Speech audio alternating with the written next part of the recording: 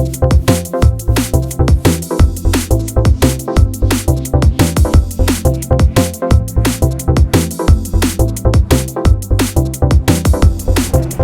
again, everybody, and welcome back to SFF180. It is Monday morning, April the 11th, and it is time once again for the mailbag. I hope you guys have had a great week and a great weekend.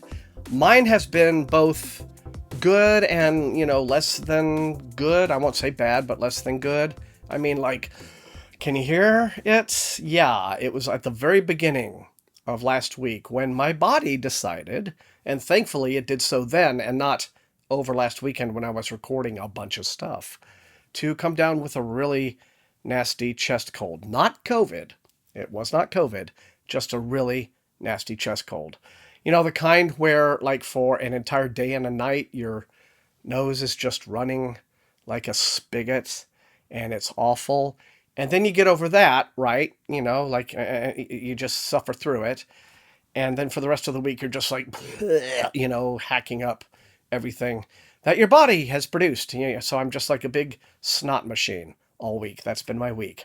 And I'm sure you're very, very happy to hear about that. Anyway, but otherwise, it has been a very good week. Hugo nominations were announced. I have opinions. I'm not going to share all of them right now, but I do once again want to welcome and thank all of the new people who might be here as a result of last weekend's videos, especially like the Silver Shamrock video, which was very well received. It got a whole lot of new viewers, and I'll be honest with you, I think it really helped, rescue the channel in a lot of ways. For many, many months now, the growth for the channel had just crashed. I mean, it was stagnant. I had plateaued. It didn't seem like there was anything, I could do, and to the point where it was really affecting my morale here. And, and I had no idea, but then, that was a timely topic to discuss, and I made the video, and then suddenly a whole raft of new viewers came in, and the subs finally shot back up to their normal growth rate, and I crossed that ever-elusive 10,000 hump, finally. So thank you all for that. That was hugely helpful in just so many ways. And so now here we are. SFF180 has arrived in the 10K club. And so what do we do now? We move on with new content. So like I said, mailbag this week, about 10 packages. Looks like, a good variety of stuff. Packages are still kind of trickling in slowly. Sometimes it's like dealing with publicists is really a teeth-pulling exercise. But, the books do turn up at some point. So we're going to get through these. And, without further ado, let's see what they are, shall we? Now, I'm pretty sure I know what this first one is, and so, I'll eat dessert first. This is The Arc for Fevered Star by Rebecca Roanhorse. It is the sequel to Black Sun, and this comes out on the 19th of April, so it is next week, a week from tomorrow. So this is the book. These are the books on my review queue immediately following Hunger of the Gods, which I'm working on right now for this week, so stay tuned for that. But what can I say other than, their return to the Meridian with New York Times bestselling author Rebecca Roanhorse's sequel to the most critically hailed epic fantasy of 2020. Welcome back to the fantasy series of the decade, Book 2 of Between Earth and Sky. And, like I said, this comes out on the 19th, so be ready. And next up, I think that the next couple of packages are these Macmillan white envelopes. All right, and this is the finished copy in hardcover of Our Lady of Mysterious Ailments by T.L. Huchu. This is the sequel to The Library of the Dead, and this one came out on the 5th, so about a week or so ago. Most of these, by the way, that you're going to see now on the mailbag, you're going to see, I think, with a few exceptions, mostly finished copies, because that is how I'm kind of doing it these days. I respond to a publicist and I'll say, okay, well, for the ARC, just please go ahead and send me a NetGalley widget, but I, would very much appreciate being added to the finished copy list when they are ready so that I can have a copy to showcase to all my wonderful people here on Mailbag Monday. And usually they're like, yeah, okay, sure. So that's, because again, ARCs can just stack up when the physical ARCs, and then if, like me, you're not one of these super fast readers who burns through a book a day, they can really, really stack up. And so, yeah, I'm perfectly happy to have e-ARCs and then finished copies in physical form. That was a whole bunch of rambling. Tell us about the book, Thomas. Shut up. All right, well, says The Sixth Sense meets Stranger Things in this sharp contemporary fantasy following a precocious and cynical teen as she explores the shadowy, magical underside of modern Edinburgh, returning to a magic-infused contemporary Scotland. The outstanding second urban fantasy in Huchu's Edinburgh Nights series takes heroine Ropa Moyo, who can talk to the dead, on a thrilling new adventure. Okay, so this is out and available now from Tor in hardcover. And the next package is from Tor.com Publishing, and it is the finished copy of Spear by Nicola Griffith. Very excited to have this. This is a short novel, and this came out also, I believe, in the previous week. And this one doesn't seem to have a cell sheet in it somehow, so okay. I will just read Le Flap. It says, "She left all she knew to find out who she could be. She grows up in the wild wood, in a cave with her mother, but visions of a faraway lake drift to her on the spring breeze, scented with promise. And when she hears a traveler speak of Artos, king of Caerleon, she decides her future lies at his court. So, brimming with magic and eager to test her strength, she breaks her covenant with her mother and sets out on her bony gelding for Caerleon. With her stolen hunting spear and mended armor, she is an unlikely hero, not a chosen one, but one who forges her own bright path. Aflame with determination, she begins a journey of magic and mystery, love, lust, and fights to death. On her adventures, she will steal the hearts of beautiful women, fight warriors and sorcerers, and make a place to call home. The legendary author of Hild returns with an unforgettable hero and a queer Arthurian masterpiece for the modern era. Nicola Griffith's Spear is a spellbinding vision of the Camelot we've longed for, a Camelot that belongs to us all. And it is in this absolutely lovely edition from Tor.com Publishing, which is available now. And this one is in from Random Penguin. And I'm extremely happy to have this. This is the finished copy in hardcover of Alma Katsu's new horror novel, The Fervor. And this one is set in the World War II Japanese internment camps. So let's see all about this. It says, 1944, as World War II rages on, the threat has come to the home front. In a remote corner of Idaho, Mako Briggs and her daughter Aiko are desperate to return home. Following Mako's husband's enlistment as an Air Force pilot in the Pacific months prior, Mako and Aiko were taken from their home in Seattle and sent to one of the internment camps in the Midwest. It didn't matter that Aiko was American-born. They were Japanese and therefore considered a threat by the American government. Mother and daughter attempt to hold on to elements of their old life in the camp, when a mysterious disease begins to spread among those interned. What starts as a minor cold...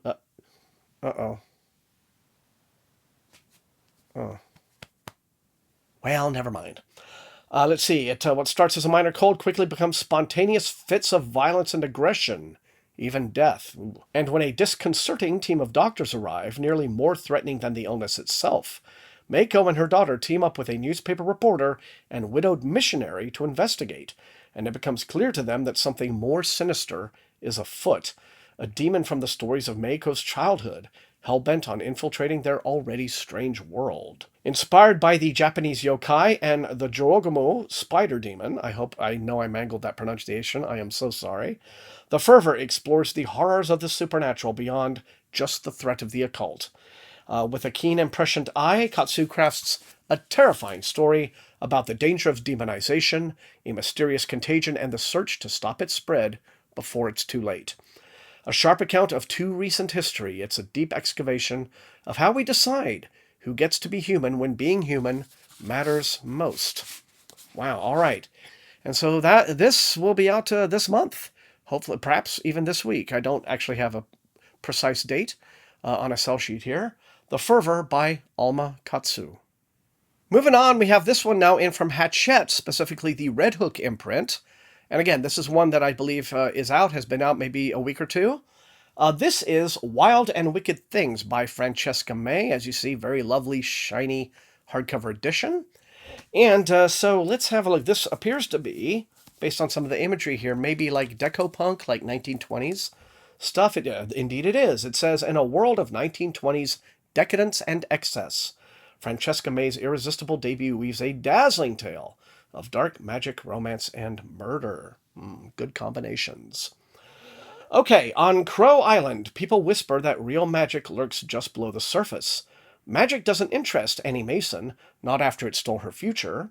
She's on the island only to settle her late father's estate and, hopefully, reconnect with her long-absent best friend, Beatrice, who fled their dreary lives for a more glamorous one. Yet, Crow Island is brimming with temptation, and the most mesmerizing may be her enigmatic new neighbor. Oh my.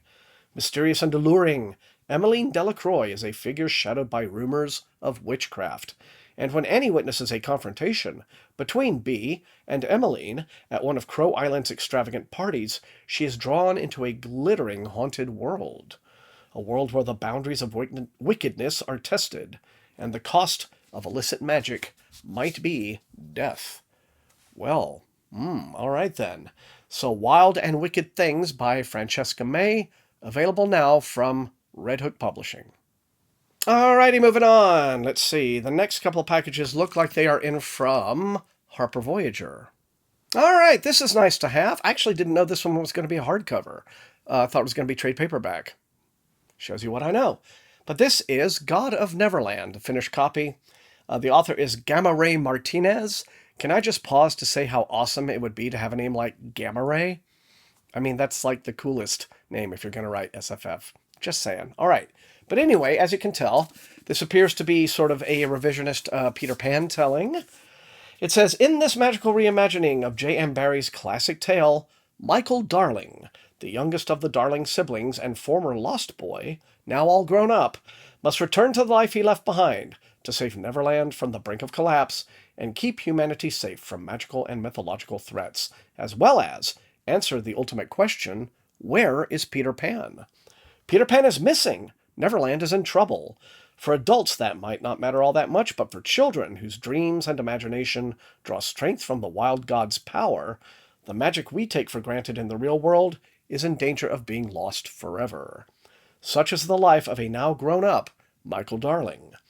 Michael returned from Neverland with the dream of continuing his adventuring ways by joining the Knights of the Round, an organization built to keep humanity safe from magical and mythological threats.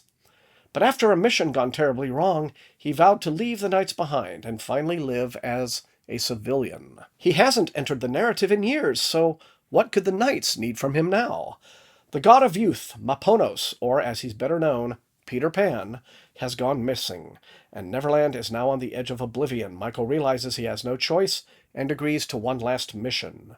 Alongside the young knight Vanessa and some old friends, Michael embarks on the ultimate adventure, a journey to a fantasy world to save a god. Determined to stop evil, fight for Neverland, and find Maponos, will Michael be able to save the magical and physical world, or will his biggest fear come true? The clock is ticking, and in Neverland, that's never a good sign.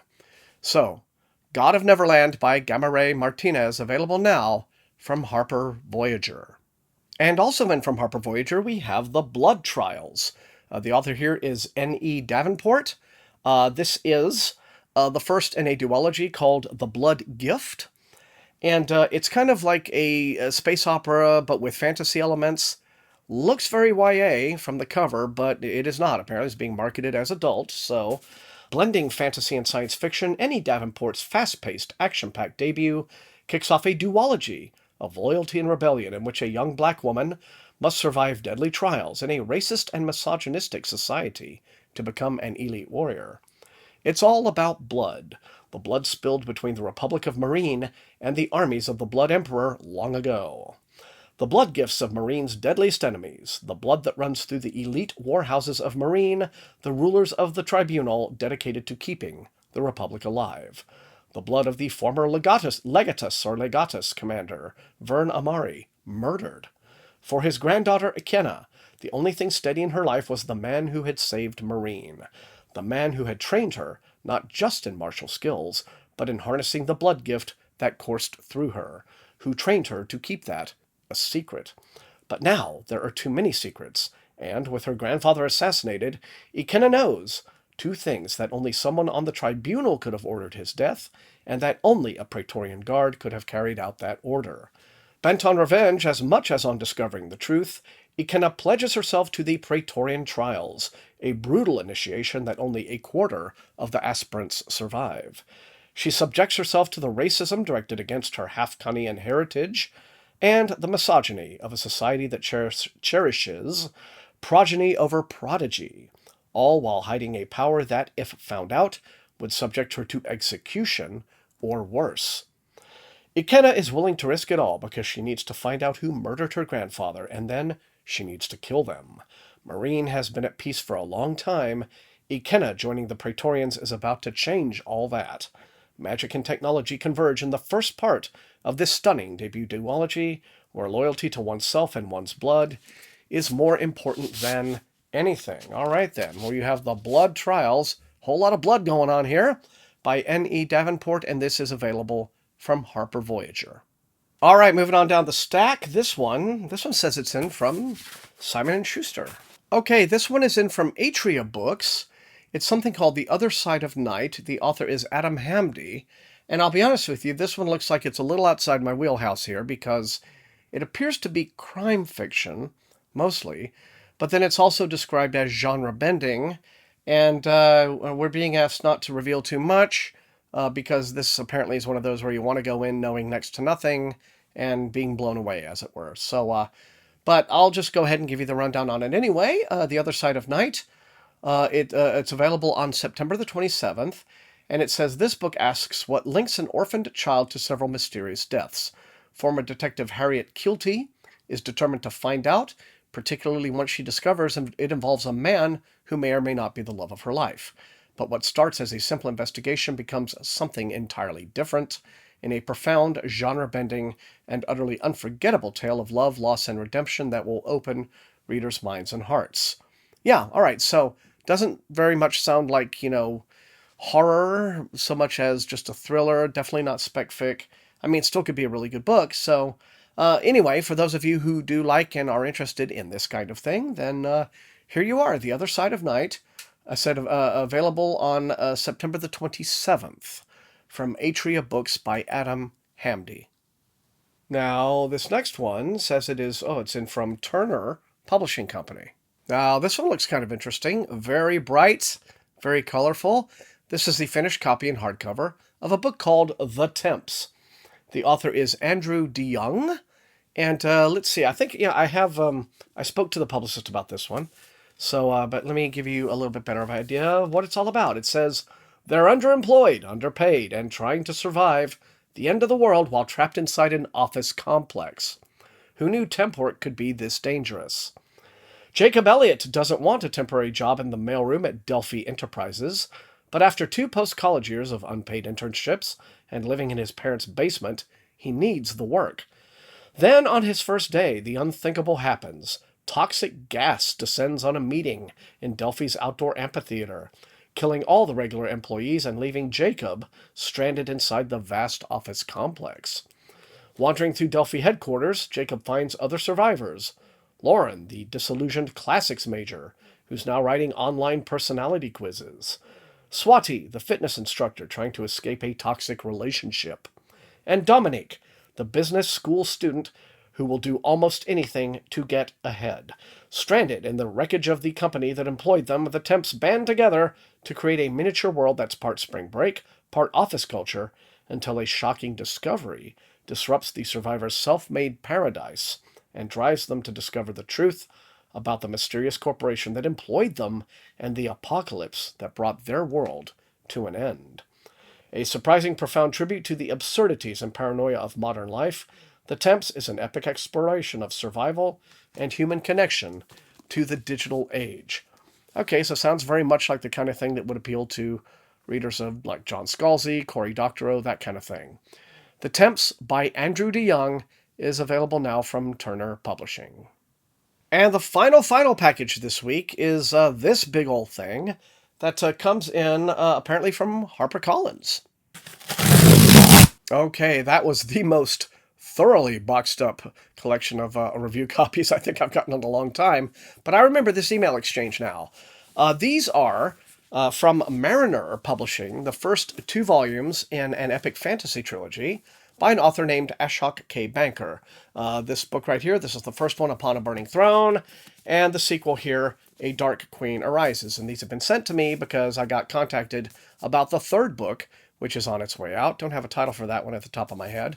But I told the publicist, hey, that's great. Thanks for getting in touch about this one. But I was never sent the first two. And they were like, oh, no, we're so sorry. Here, have them. And so they've sent these in trade paperback, and then they sent an e-arc of the third one. But upon a burning throne, a dark queen rises. Welcome to the burnt empire in a world where demigods and demons walk among mortals. The emperor of the vast burnt empire has died, leaving a turbulent realm without an emperor. Two young princes, Audrey and Shavate, are in line to rule, but birthright does not guarantee inheritance. For any successor must sit upon the legendary burning throne, ouch, and pass the test of fire. Imbued with dark sorceries, the throne is a crucible, one that incinerates the unworthy.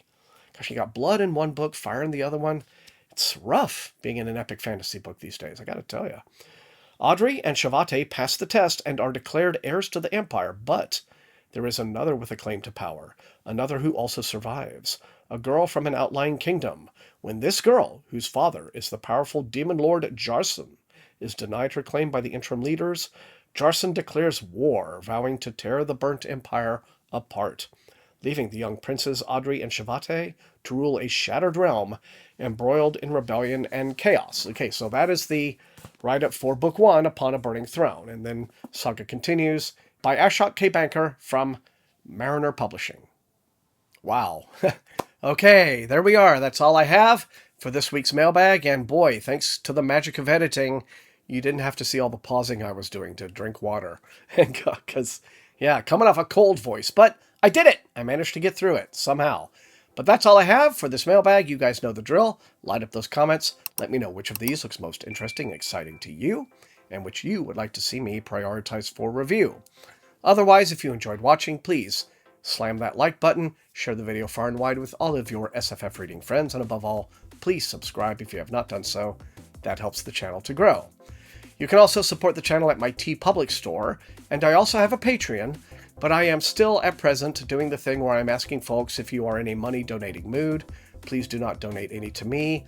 Find an online aid organization of some kind helping out the survivors and the families from Ukraine who are having to put up with this horrible atrocity of invasion that the Russians are committing upon them. So go do that. I'm doing fine, so help them out, all right? But if you are one of my patrons, I want to say thank you so very much for that added support. I use the Patreon money to pay Matt Olson, my extremely gifted and talented channel artist who does all of my lovely thumbnails and artwork for me. So thanks so much. I want to thank all the rest of you guys for being the very best viewers in all of BookTube. And until I see all of you next time, stay safe, stay healthy, unlike Thomas, and happy reading.